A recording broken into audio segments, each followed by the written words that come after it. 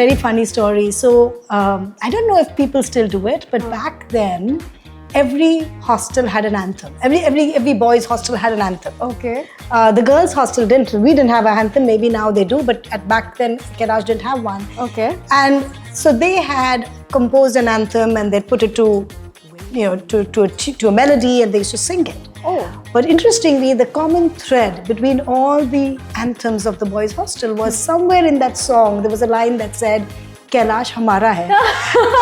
And we used to laugh about it, because then they used to, these groups of guys used to come to the camp, to our hostel, stand outside and sing their anthem and loudly go, Kailash Humara hai. And we used to be giggling inside. So at that time, there was only one woman hostel, and that was the Kailash hostel. And it was a lot of fun, right? I was telling you how outnumbered we felt because there were so many men in our class. And it was almost because we were few that we bonded better, right? It was almost like the sisterhood. We had to be there for each other. We had to protect ourselves from the wolves on the opposite side of the campus. That's true. So it was very deep-seated bonding, right? And we had happy time. We had fun time. We used to, run around, sing, have lunches together, get together in the common areas, and have our meals together. There's very good memories from the times on campus. And small things gave us joy, right? Like we were told that you couldn't leave the hostel after 8 p.m. And so, for no good reason, we'd want to leave the hostel after 8 p.m., right? And just sneak out and sneak back in and tell those stories. And so, I look back fondly at those fun times. Hostel or your department? Hostel. Okay. Proud woman, getting through IIT or securing your first job? Getting through IIT any day. Okay, great. Careless or mess food? Mess food. Mess food, okay.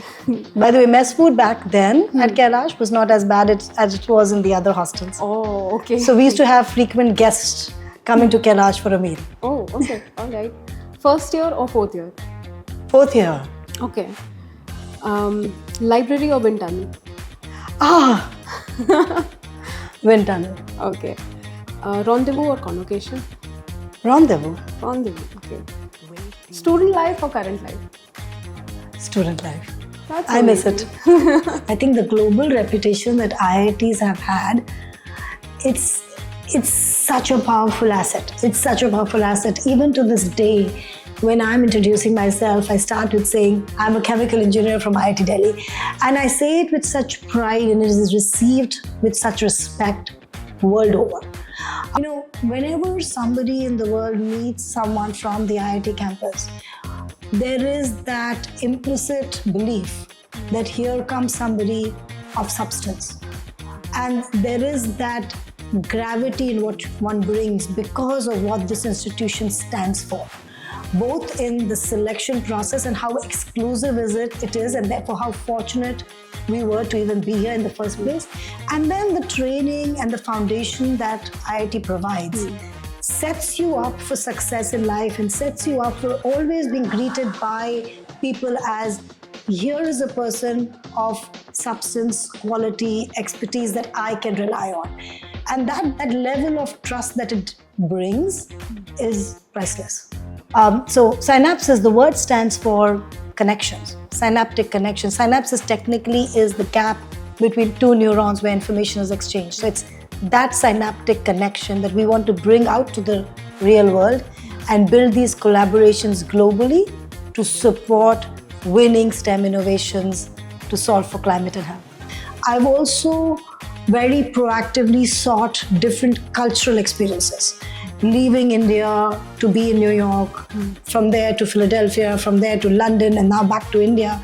I think being in those different cultural settings also made one learn a lot about how people think, right? Because we think when we're doing investments, we're evaluating a business. But a business is the idea taken forward by people. We're also evaluating people. And we need to understand, the better we understand how they think and how they feel and what drives them, what makes them passionate, a lot of that will drive your judgment and decision making. So people who want to follow in my footsteps, I assume that means being an investor, being a venture capitalist in technology, in STEM. Yes. I think that diversity helps.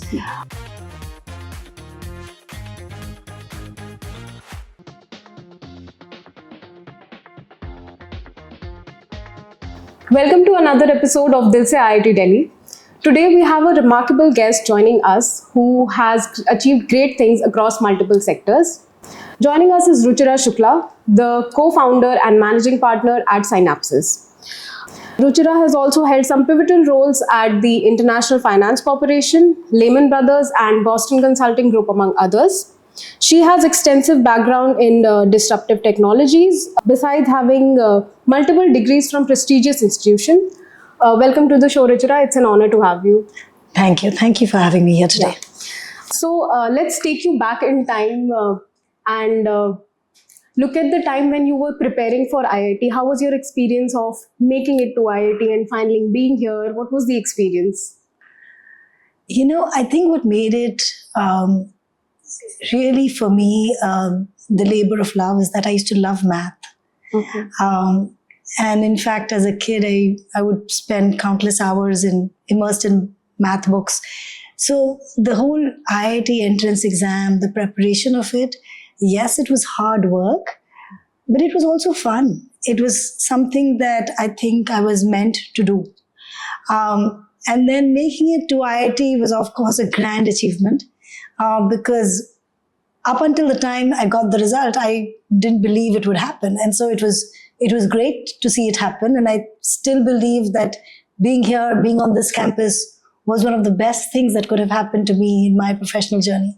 Okay, that's great. And at that time, the ratio of men and women on the campus was lower than what it is today. So how was it like back then? What did you feel what was your first day at the campus? Actually, it's interesting. The ratio was so low, it was shockingly low. So we were a class of, I must say, about 11 girls in a class of 400 boys. And so it's much better now, and thankfully so. But it was different because while we bonded a lot amongst the girls in the class and amongst the girls in the hostel, and there was only one hostel. There was Kailash Hostel, and that's it. We didn't need additional women hostels. Women were so few. But it made it that much harder for us to build true friendships in the batch because we were so outnumbered. So it must have been in my third year at IIT when I felt I had found friendships, true friendships amongst the men in the class. So I think in some ways that skewed ratio made it hard for women to find that sense of belonging. But academically, look, this is the best platform there is, not just in India, but across the world. So it's a privilege to have been, educated here.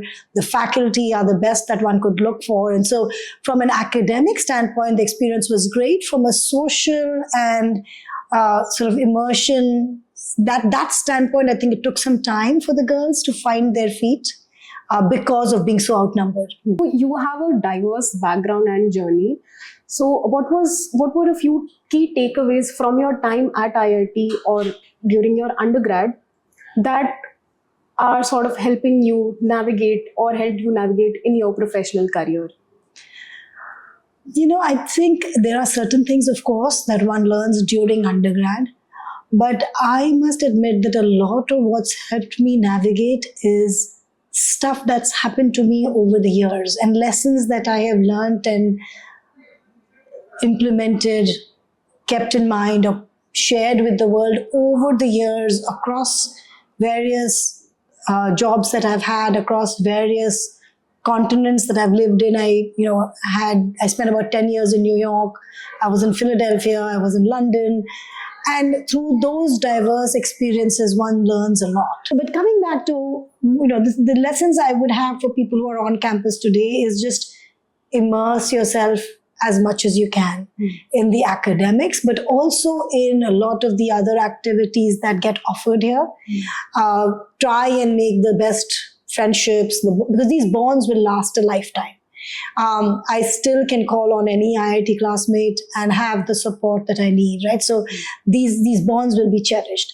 In terms of lessons that I've learned over the course of my life, it is about giving it your 100% or even more to everything I do. And that's come over time, over realizing that the more of myself that I give to a situation, the better outcomes I could get from it. There are no shortcuts. I cannot do shortcuts. I found that, I've spent long hours, 8-hour, 10-hour days on projects that I knew that I would not be continuing, just because as long as I'm there, I give my 120, 150% to something, and there's no shortcut to that. Mm-hmm. The second lesson that I would leave behind is believing in yourself. There will be many naysayers, there'll be people who will doubt you, and there is always the voice of the critic inside our heads. But I try to listen to it sparingly. Try to believe the positive, believe in the power of one's hard work and one's capability, and not get swayed by that voice of criticism that sits in people's heads, and it's very loud in the heads of women. I think it is definitely a gender issue. So I think those two lessons, I would say, have helped me. Other than that, I try not to think too much. As a younger person, I was doing that. And during my days at IIT, I was often told that I think too much. Over the years, I've tried to shed that habit. Believe in the power of your work and don't overthink situations. That's a great advice. I think students can get some great insights from that. So do you think the global reputation of IIT at some point might have contributed to the collaborations you've had? No, absolutely. I think the global reputation that IITs have had, it's such a powerful asset. It's such a powerful asset. Even to this day, when I'm introducing myself, I start with saying, I'm a chemical engineer from IIT Delhi. And I say it with such pride, and it is received with such respect world over. And I do hope that this institution continues to shine and continues to get that kind of response from the world. And that does result in a lot of collaborations. There are collaborations and partnerships that one can have with one's own classmates and batchmates, and that goes without saying, right? Because obviously they're friends for life, but also collaborations across other IITs, other academic institutions, be it, technology schools, business schools, with corporates.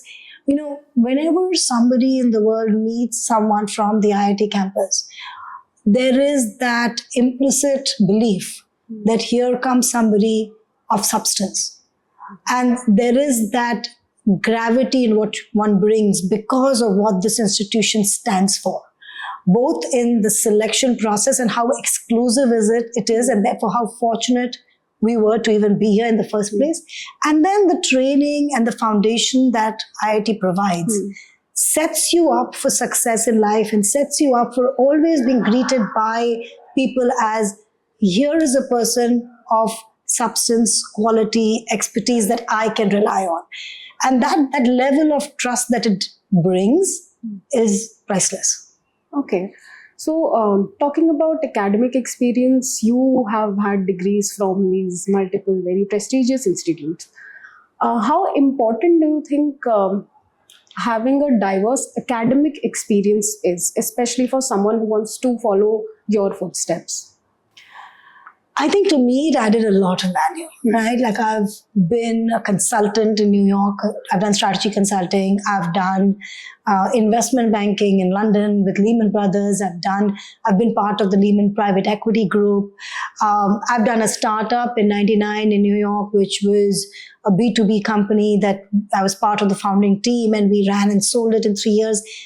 I think the diversity of experience makes me who I am today. It gives me a very nuanced lens when I look at businesses, and it gives me better judgment when I evaluate investments. So it's certainly been very additive.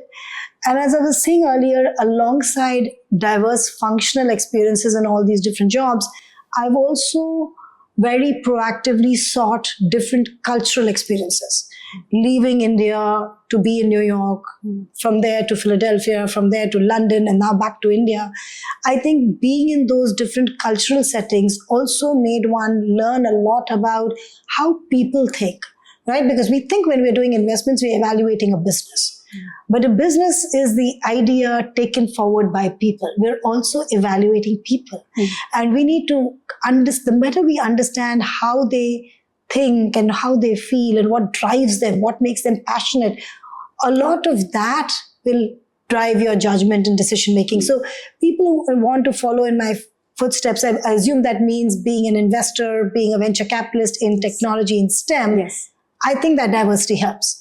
But for those to whom the diversity is not available, let's assume you just embarked on being a venture capitalist and continue to be so, that's fine, as long as you seek proactively the breadth of experience in wherever you are. And even as an investor, you can look at a range of different sectors. You can look at companies from the early stage to late stage. I like diversity. So wherever you are, my message would be seek out that diversity, because in there lies the lessons that you will need for life. So what are the few criteria that you look at while evaluating the VC funds? We focus on certain key criteria, and those are very critical, and we stick to that each time we're looking at companies. The very first and most important one, is it a big enough problem to solve? And I focus on that because it will take a lifetime of effort by a large team to build a company that succeeds. And it's not worth their time to spend it on something that's not big enough, right? So I often counsel founders who come to me with something really small and say, this is not a problem you should be spending your life on. And here's why. So I emphasize to them it has to be a big enough problem which impacts a large number of people for them to spend their life solving for it. Within that context, I look for solutions that are game-changing. Hence the term disruptive. In fact, at IFC, the department was called disruptive tech. And by disruptive, I mean it needs to be a seismic shift on the current way of doing things. It has to be transformationally changing the status quo. Because if your solution can make that kind of a material difference, that's when customers will value it, and that's when they will be willing to pay for it. So large problem, impact, big impact, and by impact, I'm not talking about development impact, but a big shift in how things are done. And then impact, the development impact will follow from it. The third thing I look for is coachability of teams. The entrepreneur's journey is invariably going to be tough, right? The landscape is constantly changing. Your competitors are changing, regulations are changing, investors will come in and out, your product will evolve, your solution will evolve. It's a personal journey. It's a personal journey of evolution in the face of constantly changing landscape and constantly changing sort of stimulus around you. And therefore, coachability becomes very important. I look for teams that are humble, that seek input from people around them. There's so much you can learn. And interestingly, as a founder, one will find that there are a lot of people with a lot of good input on parts of the solution, but they will not know the whole answer. It's for you to take these pieces and stitch the whole answer together and keep evolving as you go along. So coachability is important. The fourth metric that I care a lot about is fiscal prudence. Do you care about building your solution in a manner that can give good financial returns? Fiscal discipline, capital efficiency. Any business where capital is the key driver of growth will at some point not be able to grow because capital could run out. Right? So you need to have an edge and an advantage that is unique to you and goes beyond capital. Okay. So we were talking about changing landscapes and what are the few mantras that you follow to keep yourself updated with the industry trends and this constantly evolving tech space? So I love it because it's constantly evolving. Because I think I'd get very bored if I was reading the same thing over and over again. I like that I'm looking at new technologies within a particular sector all the time, business models that are changing, and meeting really interesting founders. I think that's what's been the reason why I've loved doing VC investing. How do I keep pace with it? There is so much to read. There's so much to learn. I read articles. I listen to podcasts. I go to industry events where I meet people. I must say there's a lot of learning that comes through conversations with peers in the industry and to watch what's going on. But there's enormous amount of learning from working with founders and asking some of the very basic first principles questions. I feel that that allows sometimes the founder to push their thinking further, because you're asking them things that were so taken for granted that they never even thought about. So just reading voraciously keeps me very well informed about the space. But it's also, some of these careers are stressful careers. And I think the way to stay anchored is to have some kind of a spiritual underpinning. Okay. So I have become deeply spiritual in, reading stuff that allows the soul to stay more centered, for us to, to allow me to keep a positive mindset in the time, in the face of challenges. And I think a lot of that goes hand in hand with reading about the sector, the industry, the technologies, right? So you need nourishment for the brain, but you also need nourishment for the soul. Absolutely. I totally agree with you.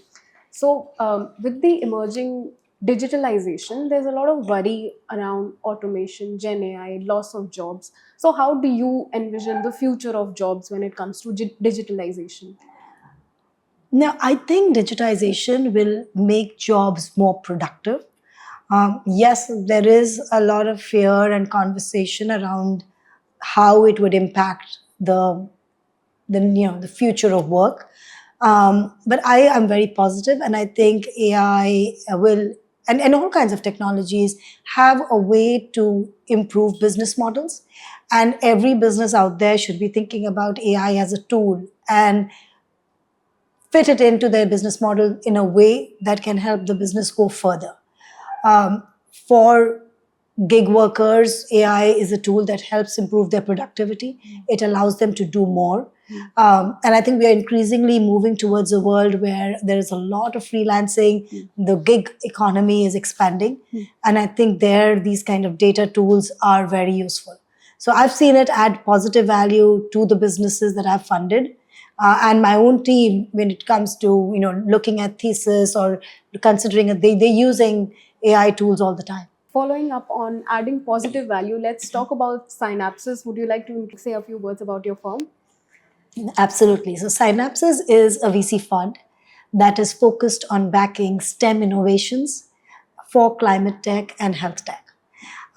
It's India-centric, and it proposes to find the best technologies and solutions out there in every space, and then support them with capital and support them with strategic and operational interventions to help these companies become global leaders.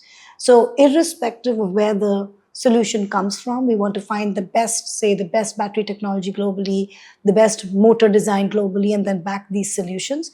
We think a lot of these innovations will definitely come from India, from campuses like the IITs that have strong innovation engines already built in. Their faculty driving a lot of this cutting edge R&D and helping students with their founding teams, with their startups. IIT has a great incubation engine. I'm privileged to be part of the investment committee of the FIT Incubation and Investment Fund. So seeing a lot of cutting edge technologies surface out of there, which stand to win globally. So Synapses, the word stands for connections, synaptic connections. Synapses technically is the gap between two neurons where information is exchanged. So it's that synaptic connection that we want to bring out to the real world and build these collaborations globally to support winning STEM innovations to solve for climate and health. What are the what are the kind of projects that maybe you are expecting to foresee, and what are the tips for some of the students who maybe want to secure fundings later in the future for their startups? Yeah. So our focus is climate and health. So we are looking at innovations that help with the energy transition. So decarbonizing industry, decarbonizing building spaces, decarbonizing manufacturing and agriculture. We're looking at circular economy models, smart waste management models, alternate low carbon materials, climate smart agriculture, solutions to help improve soil chemistry, and to create more biodiversity. And finally, solutions that enable climate adaptation. And we think of health tech as a core area of climate adaptation. Because the most severe impact of climate change is being felt on human health. And conventional healthcare systems are ill-equipped to deal with it. So we think medtech medtech solutions powered by AI, genomic solutions that enable personalized medicines, digital healthcare delivery. These are some of the solutions that will solve for climate adaptation as well. And that's where we're looking. The second part of your question was about what people should, what my advice would be. Future funding. Future funding. I think build a good, sustainable, lasting business and funding will come.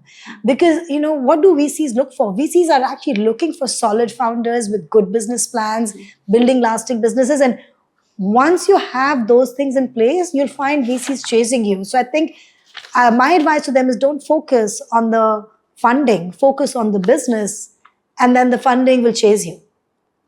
So, when it comes to healthcare technology, data privacy is something that's a huge concern nowadays. So, how do you ensure the privacy of data and security of data of the people? So, there are global standards on healthcare data. So, when we diligence, we ensure that those standards are being followed. And irrespective of where the startup comes from, we encourage them to follow international standards on data privacy. Okay, that's great. Amazing. So, US universities are breeding grounds for startups. What do you think institutes like IIT Delhi can maybe do to help foster a more entrepreneurial friendly ecosystem within campus? Actually, I must say I'm very impressed with what IIT is already doing. FIT and the Research and Innovation Park that we have has great cohorts of startups that are sometimes founded by students, founded by faculty or alums, or in general, bringing a lot of good technology out into the world. So I think IIT Delhi has come a long way in what we're doing already, and I would congratulate it. One thing that could be added on top of that could be collaborations with some of the international institutions. So we have the best of innovations happening here anyway and being nurtured here. But if we could connect them to the best of innovations happening internationally, right? Let's say something kind of coming out of MIT then collaborates with something coming out of IIT, and together we solve for solutions. That kind of cross linkages is what Synapses wants to be able to build. But I think the institutions can go a long way doing that themselves as well. Okay. And how do you think organizations can move towards adapting more gender inclusive policies, especially for the new startups coming up? So there are various frameworks that startups can follow. A lot of VCs focus on that. And so because our LPs ask us as well, right? And so because of the fact that LPs require and encourage gender inclusion, and also because it's right and it leads to lasting, better performing businesses, venture capitalists are focusing on greater gender inclusion, and they have frameworks that they ask startups to deploy. But in general, right, gender inclusion leads to better performance of business, and there's data to prove that. And companies are fast realizing that is the case. But we have a long way to go. As an investor, I feel the investment community is dominated by men. The STEM community is dominated by men. I've been in boardrooms where I've been the only woman. The numbers are very small right now. Even though they've come a long way from the time I was at IIT, we still have a long way to go. So I think every stakeholder pushing for more gender inclusion is important. And I'd almost say that parity is not enough. Getting to 50% is not enough, because there's so much else that gets in the way of a woman getting to the same place as a man. And a lot of it is societal, a lot of it is mindset. We need more than 50% in order for it to be effectively at parity, right? You need to exceed so that you can be equal. Because if you just aim for equal, you'll probably be far behind. Yeah. What were some of your challenges in your professional journey? And by challenges, I mean gender-based challenges. No, absolutely. They say, you should fight for equality and get to equal. But I think there are certain things that are, because of societal pressures, because of the way we are designed, our bodies are designed, our nature works, it's not a level playing field, right? Like when my son is born, I was the person who took maternity leave, and I was the person who was traveling with a breast pump on planes, on at airports, and it's hard. It's hard, and it's not easy for a woman to continue working while she's raising a family.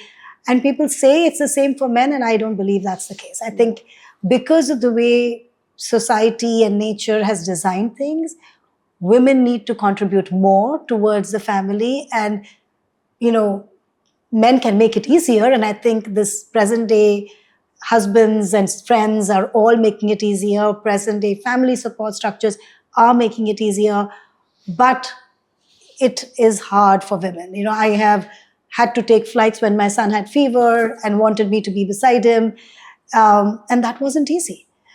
Also, women intrinsically carry a lot of guilt when they're not with their kids, right? Men are not with their kids, and because society allows that to be the norm, maybe there is, I'm guessing a little bit here, but I think maybe there's less guilt. But for women, there is a lot of, every time you're focused on work, you're tad bit guilty of being away from your family, and as if you were doing something wrong, and you need to counter that force of guilt to focus on your work. So it's hard. And that's why I think the more our families and our friends and our colleagues can support us, the better it is. I hope the message goes out to the people. And so when you're not busy changing the world, what are your hobbies? What are the few things that you enjoy doing? I love music. Oh, really? So I started the discussion telling you how much I loved math. As a kid, I used to have this dream that I will have this extremely large home where I'll have a room full of just math books and a room full of, remember cassettes? There used to be cassettes. Yes. Maybe it was before your time, but I used to love music. Music and math are my two favorite things. And so, of course, music is where I spend my time. Okay. And I love listening, training to sing, all of that. I love reading, and we was talking about that as well. And finally, I love good heart-to-heart conversations. Okay. So when I'm really tired, my definition of bliss is a cup of tea and a good heart-to-heart conversation with a friend. And I cherish those moments. Okay, that's great. So we've had a few alums come here before, and they all spoke about their hostel stories. But we have no women's perspective on that. What was your hostel life like over here? So at that time, there was only one woman hostel, and that was the Kailash hostel. And it was a lot of fun, right? I was telling you how outnumbered we felt because there were so many men in our class. And it was almost because we were few that we bonded better, right? It was almost like the sisterhood. We had to be there for each other. We had to protect ourselves from the wolves on the opposite side of the campus. That's true. So it was very deep-seated bonding, right? And we had happy times. We had fun times. We used to, run around, sing, have lunches together, get together in the common areas, and have our meals together. There's very good memories from the times on campus. And small things gave us joy, right? Like we were told that you couldn't leave the hostel after 8 p.m. And so for no good reason, we'd want to leave the hostel after 8 p.m., right? And just sneak out and sneak back in and tell those stories. And so, I look back fondly at those fun times. A very funny story. So I don't know if people still do it, but back then, every hostel had an anthem. Every boys' hostel had an anthem. Okay. The girls' hostel didn't. We didn't have an anthem. Maybe now they do, but back then, Kailash didn't have one. Okay. And so they had composed an anthem, and they put it to a melody, and they used to sing it. Oh. But interestingly, the common thread between all the anthems of the boys' hostel was somewhere in that song, there was a line that said, Kailash Humara hai. And we used to laugh about it, because then they used to, these groups of guys used to come to the camp, to our hostel, stand outside and sing their anthem and loudly go Kailash Humara hai. And we used to be giggling inside, thinking like this claim of ownership on Kailash is ubiquitous. That's amazing. Would you like to give some advice to the current IIT students as to if they aspire to follow a similar path as yours? Well, just very briefly, I would say stay immersed in every experience that you put yourself out there, so that you use your time wisely. Enjoy the academics. There is a lot of good stuff here, but enjoy the other activities as well. Build extremely strong friendships. Take the time to stay in touch with people when you leave campus. Don't worry too much about career choices. I think it's a journey, it's a multi decade journey, and ultimately the dots get connected and you find your way to where your heart leads you. I think we tend to overthink whether we got the first job right or the second job right. Those are, in hindsight, smaller issues. As long as you're doing what you love and enjoying what you're doing, you're on the right path. So we have a small rapid fire round where I'll be giving you two options and you have to select one you're more fond of. Your hostel or your department? Hostel. Okay. Proud woman, getting through IIT or securing your first job? Getting through IIT any day. Okay, great. Careless or mess food? Mess food. Mess food, okay. By the way, mess food back then at Kailash was not as bad as it was in the other hostels. Oh, okay. So we used to have frequent guests coming to Kailash for a meal. Oh, okay, all right. First year or fourth year? Fourth year. Okay. Library or wind tunnel? Ah, wind tunnel. Okay. Rendezvous or convocation? Rendezvous. Rendezvous, okay. Student life or current life? Student life. That's I miss amazing. it. Great, that's great, amazing. Thank you so much, ma'am. It was great having you. Thank you. Thanks a lot.